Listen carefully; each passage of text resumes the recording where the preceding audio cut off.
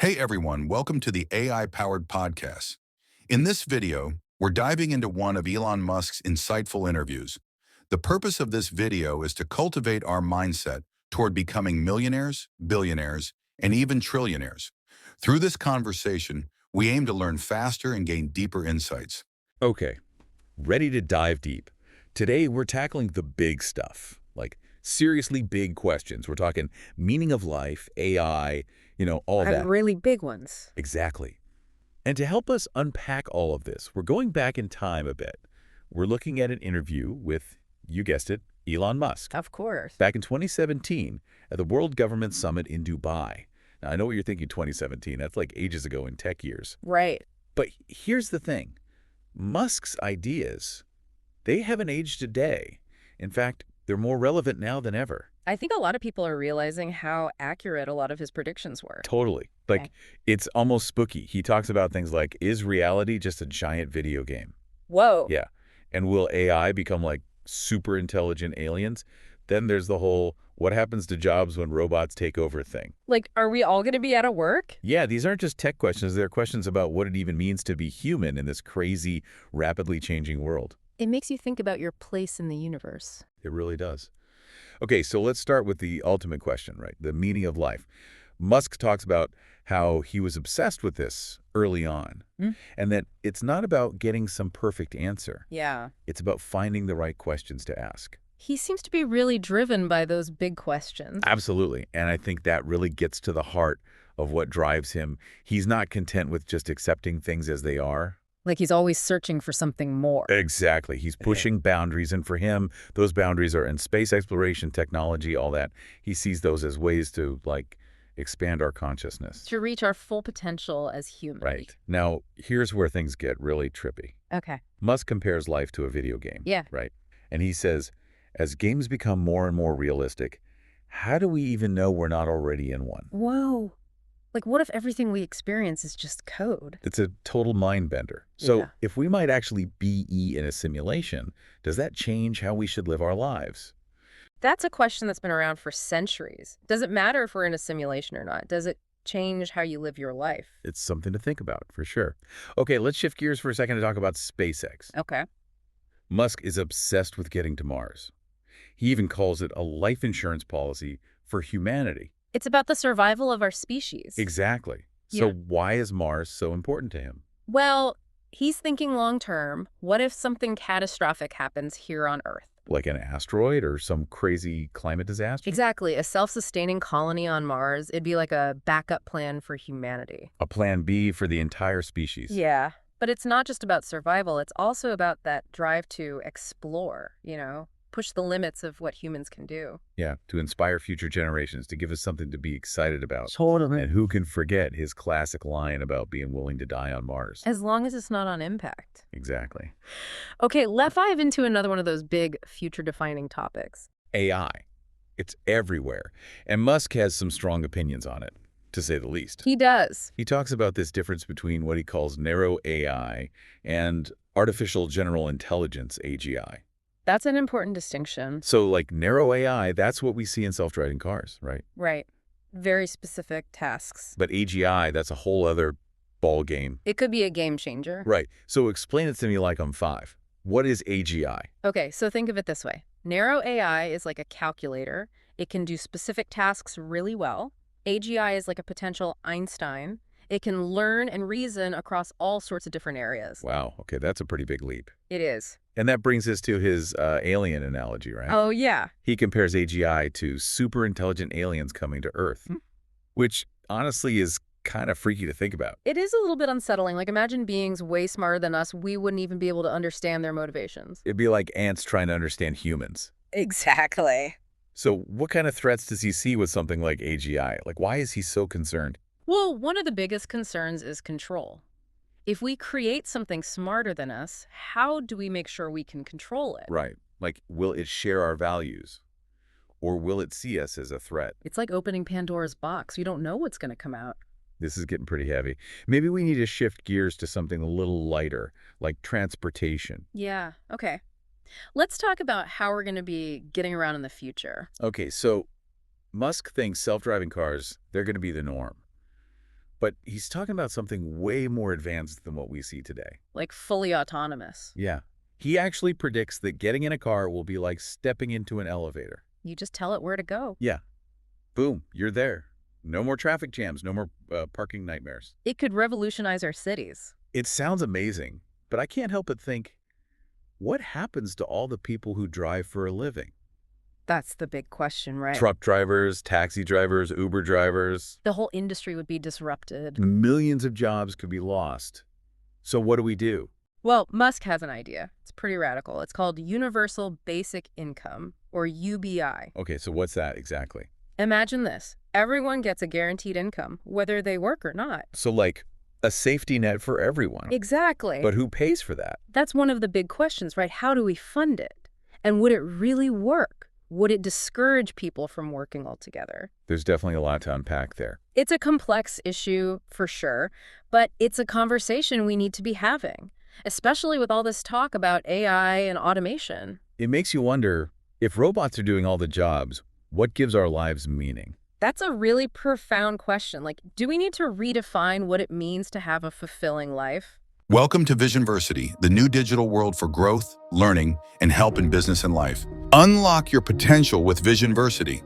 Dive into powerful podcasts and book summaries from Billionaire, Millionaire, and greatest people that transform your money, business, and growth mindset. Ready to enhance your life and shape the future? Join the global movement now at visionversity.in, where your success begins.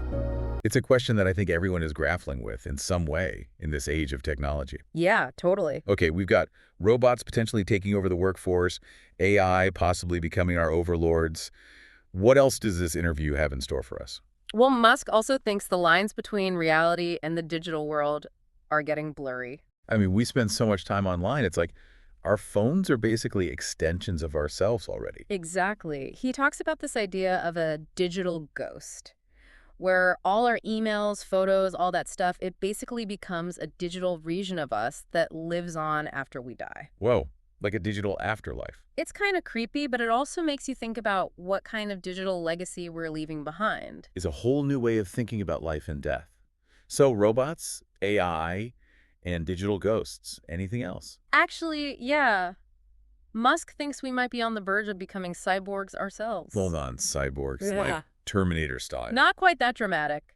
But he believes that merging biological intelligence with digital intelligence is the next step in human evolution. So like plugging our brains into computers. In a sense, yeah. He thinks it could enhance our abilities, let us access information instantly, even control the development of AI. It sounds like something straight out of science fiction. Right. But then again, so did a lot of the things he's already done. Like, the guy sends rockets into space and lands them back on Earth. Yeah, you've got a point. Yeah. Maybe cyborgs aren't so far-fetched after all. Maybe not. This is a lot to process. Yeah. Maybe we should take a break and come back to discuss. Actually, before we do that, I think we should touch on Musk's advice for young people. Oh, yeah, good point. Because, I mean, his whole vision of the future kind of depends on the next generation stepping up, right? Exactly. And you might be surprised by what he has to say. This is a guy who's achieved incredible things. You'd think he'd be all about encouraging young people to follow in his footsteps. Right. But his advice is actually a bit more nuanced than that. Okay, I'm intrigued. So what does he say to young people who want to make a difference in the world? He actually suggests that they shouldn't try to be like him. Really? That's not what I expected. Why not? He says the pressure, the responsibility, it's intense. And he wouldn't necessarily wish that on anyone. So he's not saying don't be ambitious, but maybe there's more to life than just chasing success. Exactly. He wants them to find their own passions, their own way of making a positive impact. So what does he actually recommend they do to prepare for this crazy future he's talking about? Well, one thing he really pushes is studying physics. Physics. Not what I was expecting. Yeah, it sounds a little out of left field. But he explains that physics teaches you how to think critically, challenge assumptions, and approach problems from first principles. I can see how those skills would be valuable in any field, actually. Oh, absolutely. He also talks about the importance of seeking out critical feedback, even if it's uncomfortable. It's hard to hear sometimes, but it's so important for growth. And he warns against wishful thinking, believing what we want to believe, even if it's not supported by the evidence. We've all been there. Yeah. He encourages us to embrace the truth, even when it's difficult, and be willing to change our minds when presented with new information. It's like intellectual humility is just as important as ambition. I think so too. It's a lot to take in, right? It is. All this talk about space travel, AI, the potential for mass unemployment, it can be a bit overwhelming. It's a lot to process, for sure. So I want to check in with you. What's standing out to you from what we've talked about so far? I think for me, it's the sheer scope of his vision. Like, he's not just thinking about incremental changes, he's aiming to fundamentally change the course of human history. It's like he's playing a whole different game than everyone else. Totally. And yeah, maybe not all of it will come true, but his willingness to think big and challenge the status quo, that's inspiring. He's definitely a force to be reckoned with. But I'm curious, what about you? What's resonating with you from this deep dive into Elon Musk's world? I think for me, it's that urgency he has when he talks about space, about getting to Mars. It's not just talk. He's actually building the rockets to do it. He's like, we've got to get off this rock, people. Yeah, exactly. And I know Mars might not be, some paradise planet, Right. but it's like a chance to start over, learn from our mistakes, and try to build something better. A fresh start for humanity. Okay, so while we're thinking about getting to Mars, let's come back down to Earth for a second. Musk talked about self-driving cars, which is already pretty futuristic. Yeah.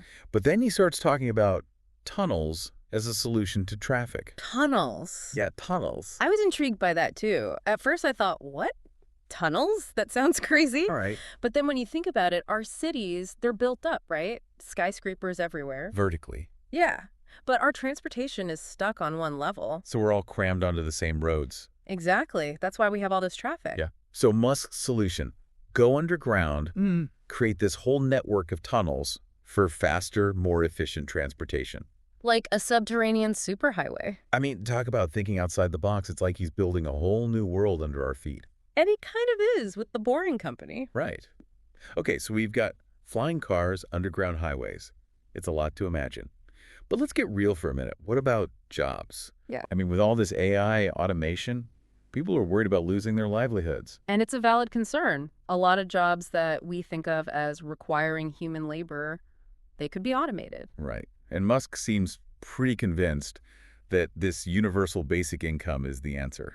Yeah, UBI. He sees it as a way to, provide a safety net for people who lose their jobs to robots. But how would that even work? Like, who's going to pay for that? Yeah, that's the question, isn't it? Would it discourage people from working? And could we even afford it? There are so many questions. I mean, we've all seen those sci-fi movies where the robots take over, right? And humans become obsolete. Yeah, it's kind of scary to think about. But Musk, he actually has a slightly different take. Okay, so he's not worried about the robot apocalypse. Not exactly. He thinks that AI can actually be a force for good, helping us solve problems, even enhancing our abilities. It's like a tool for good. Right. But he also recognizes that there are risks. And he stresses that we need to be responsible about how we develop AI, make sure it aligns with our values, and be careful about creating something, potentially smarter than us. It's a delicate balance. Yeah. We want to benefit from AI, but we don't want it to get out of control. Right, exactly. It's a conversation that we all need to be a part of, scientists, policymakers, all of us. Because ultimately the future of AI is in our hands. Exactly. Okay, remember how we were talking about that blurring between reality and the digital world? Yeah. Well, Musk takes it even further with his idea of merging biological and digital intelligence. Wait, are we talking about becoming cyborgs? Well, he argues that in some ways we're already on that path. I mean, think about it. Our phones are basically extensions of ourselves. Exactly. We use them for everything. Yeah. But Musk is talking about something, more direct, interfacing with technology, using our thoughts, accessing information instantly, even boosting our cognitive abilities. It's like something out of the Matrix. Right. But if we could merge our minds with machines, would we even be human anymore? That's a big question, and I don't think there's an easy answer. We're blurring these lines between human and machine, and that raises all sorts of ethical questions. Like, who gets access to this technology? How do we prevent it from being misused? What happens to society as we know it? Exactly. These are questions we need to be thinking about now before these technologies become a reality. It's like we're stepping into a whole new world. We need to figure out the rules of the game before we start playing. Totally. Okay, remember how Musk said that young people shouldn't try to be like him? Yeah, I still find that a bit surprising. Me too. You'd think he'd be all about, encouraging everyone to follow his lead, but he makes a good point. The pressure he's under, the responsibility, it's immense. I can't even imagine. He's not saying don't be ambitious, but he's saying that there's more to life than just achieving some level of success. He wants young people to find their own passions, make a difference in their own way. So what does he actually recommend they do to get ready for all this? One thing he's a big advocate for is studying physics. Physics. Yeah. He says that it teaches you how to think critically, how to challenge assumptions, and how to approach problems from first principles. I can see how those skills would be useful no matter what you're doing. Totally. And he also stresses how important it is to seek feedback, even when it's hard to hear. Yeah, it's easy to get caught up in our own little bubbles. We need those outside perspectives to keep us grounded. Absolutely. And we need to be wary of wishful thinking, believing something just because we want it to be true, even if there's no evidence for it.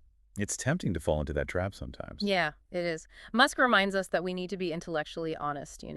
Embrace the truth, even when it's hard, and be willing to change our minds when we're presented with new information. It's like intellectual humility is just as important as ambition and drive. It's all about being adaptable and open to learning new things, but it's also about action, not just sitting back and waiting for someone else to solve the problems. He's definitely a doer, not a talker.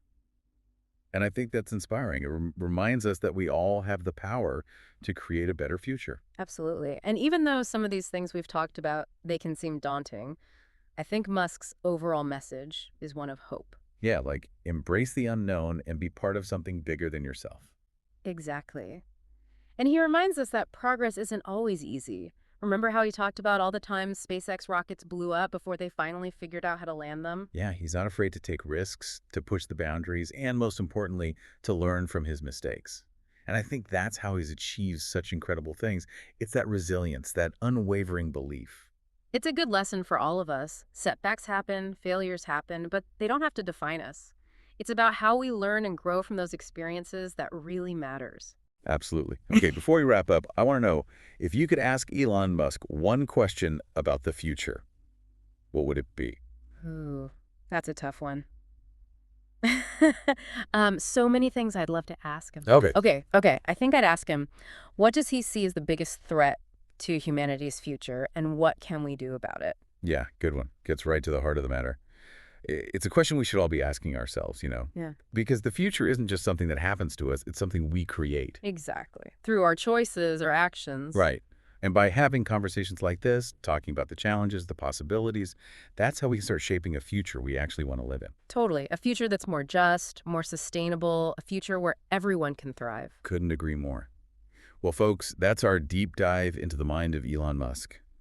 We covered some pretty big, even mind-bending ideas today. Definitely made us think. It did.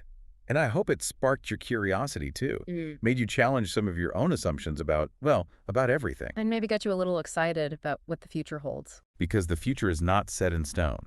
It's up to us to create it. So go out there, explore, be bold, be curious, and don't be afraid to make a difference. Couldn't have said it better myself. Until next time, keep diving deep,